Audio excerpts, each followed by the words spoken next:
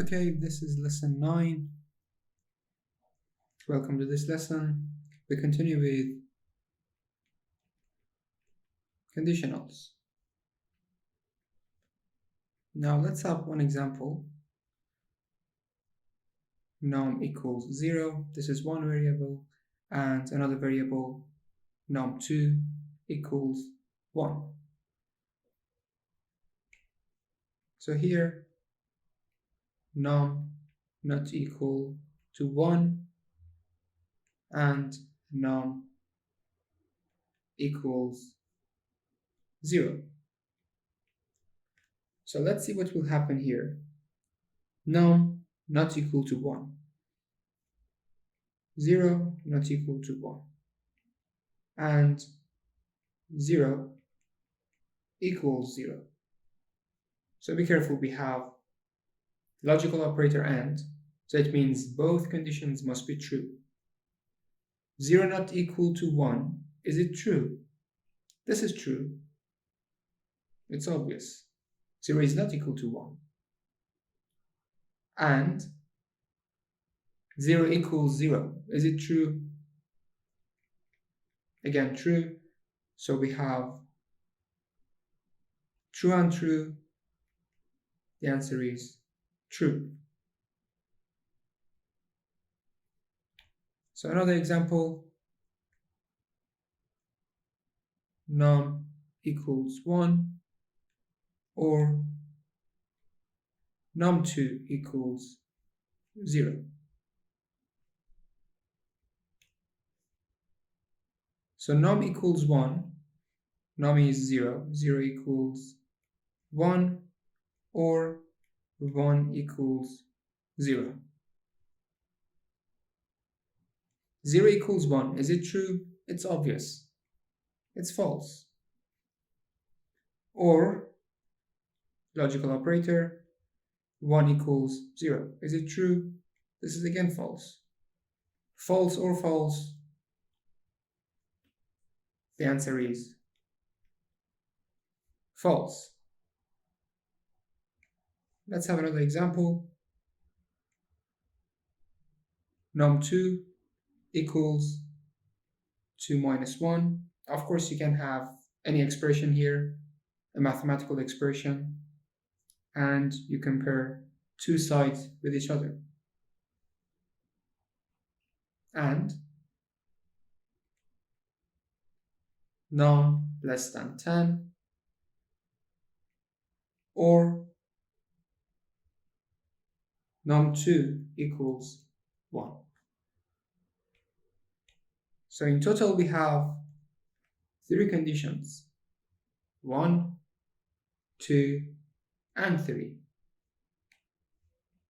Now let's see what will happen here.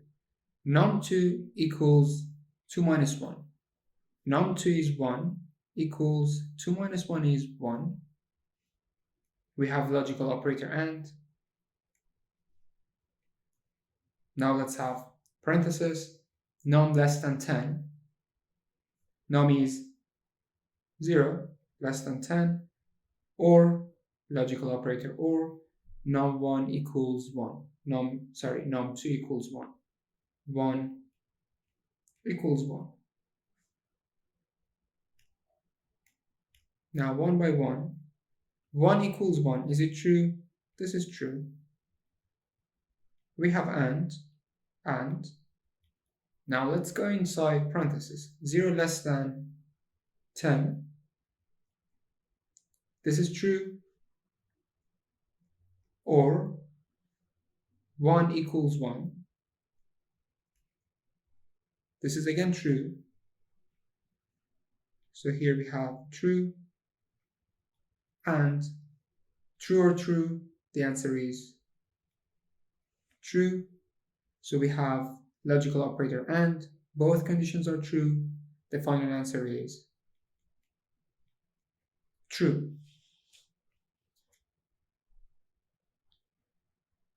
Now let's have one example. Let's say x1 equals x2 and x1 not equal to 0. So all of them inside parentheses, or x1 greater than 50, or x2 greater than or equal to 100. So I'm just trying to show we can have more than one condition, more than two, more than three. So you can have many conditions, as many as you want. Here we have 1, 2, 3, we have 4 conditions. So it is totally fine. We don't have any limit to the number of conditions. But remember, if you want to calculate any Boolean expression,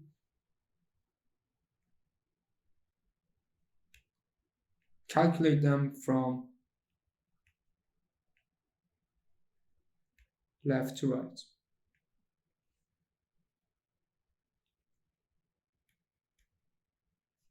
So let's say you have 10 less than 20 and 30 less than 20, or 30 less than 40. So we have and we have or. We have two logical operators. So as a note for you, they also have precedence.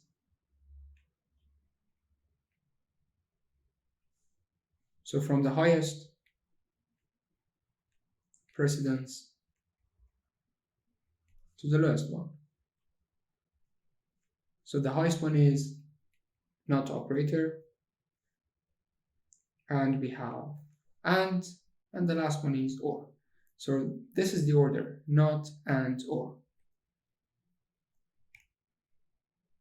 And remember, from left to right. So from left to right we have and we have or. So based on the precedence, we have to calculate the one with and. So this part, 10 less than 20, is it true?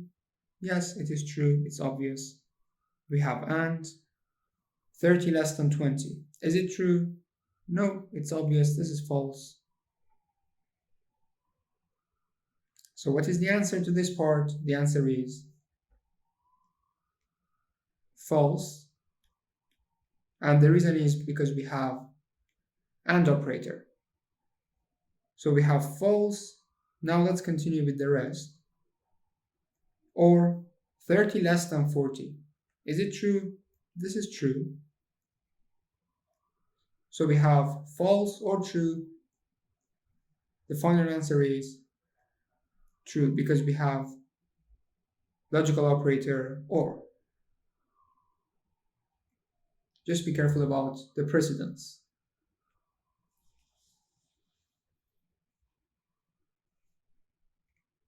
So the next part is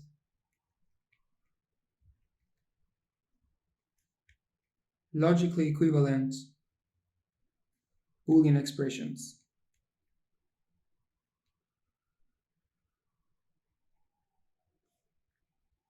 So if you have x less than y, you can write it in another form, not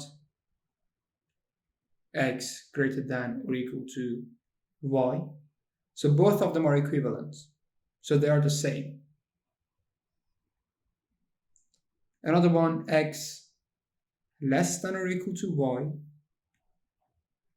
You can write not x greater than y.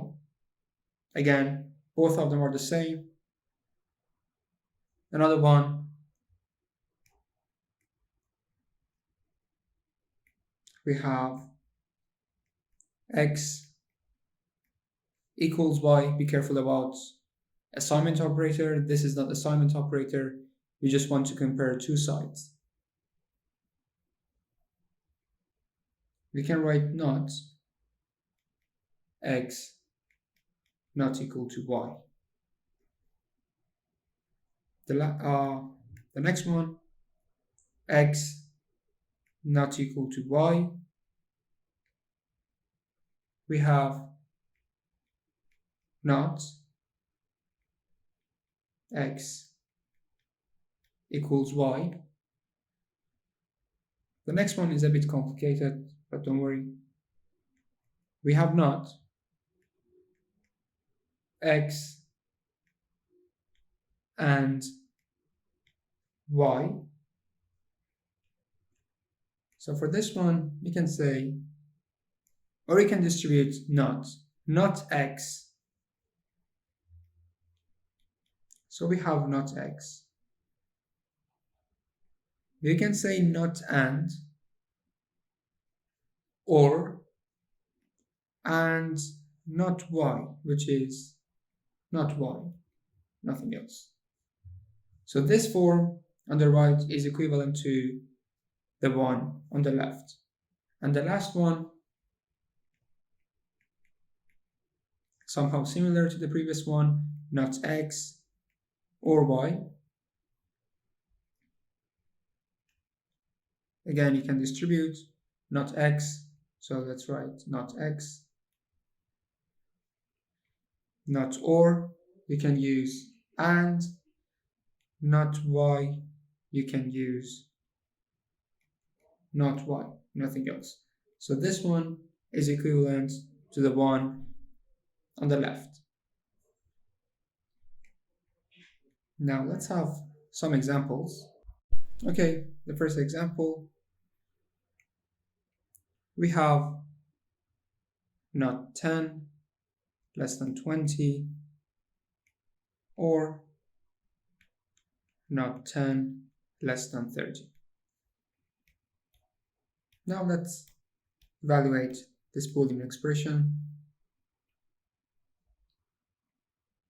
So here we have 10 less than 20. Is it true or false? It's obvious. 10 is less than 20. So this is true, but we have not operator, or. So what about this one? 10 less than 30. This is also true. So here we just write not true. So not true, what is the opposite of true? False. So not true is false. We have logical operator or. Not true, this is false. False or false? The answer is false. Another example, not. So this time I want to have all conditions inside one pair of parentheses. 10 less than 20 and 10 less than 30. So here, 10 less than 20. Is it true or false? This one is true. Logical operator and 10 less than 30. It's obvious, this one is true. So both of them inside parentheses, and you have not. So let's go inside parentheses. We have true and true. Both of them are true, so the answer is true. We have not true. It means false. The opposite of true is false. And this is the answer.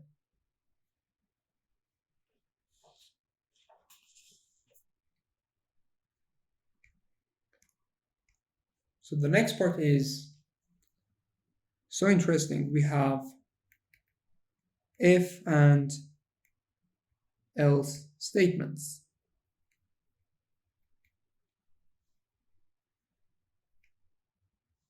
So basically, if you have any condition, any type of condition, and you want to check if it is true, if it is greater than something, if two conditions are equal to each other, if two variables are different from each other, basically any type of condition, you can use if and else with your conditions.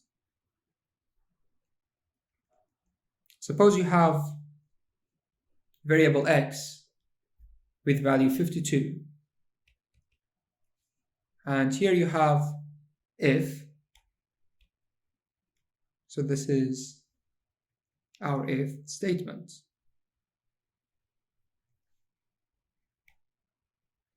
And here you have x greater than 100. So of course you know that this is our condition, right? Then you need colon. So let's have print checked. So you want to output the word checked. Probably you've noticed something here. This part. So this P is not aligned with I here. So here we have 4 spaces or 1 tab. And it is called indentation. And this is part of the syntax. If you remove indentation, you will get an error. So you have if, your condition, colon, and then once you press enter, you will have some indentation and then print checked. So this part is so important. So this is part of the syntax. So you have to follow this rule. You have if and then indentation, your statement. So I will write the general syntax of this one. You have if and then you have your condition. Is it always one condition? No, you can have many conditions. As usual, you need colon. So suppose we have several statements here. Let me write statement 1, statement 1, statement 2, and you continue. You can have many statements. We don't have any limit. Statement n. All of them have something in common. This part, indentation. So let me write it again. Indentation. So never remove indentation. This is part of the syntax. If you remove any indentation, you will get an error. And this part, the symbol is colon. And here we have our conditions.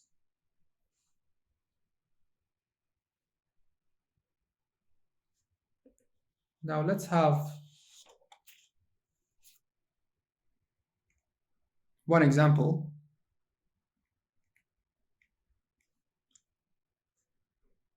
So you can suppose the passing grade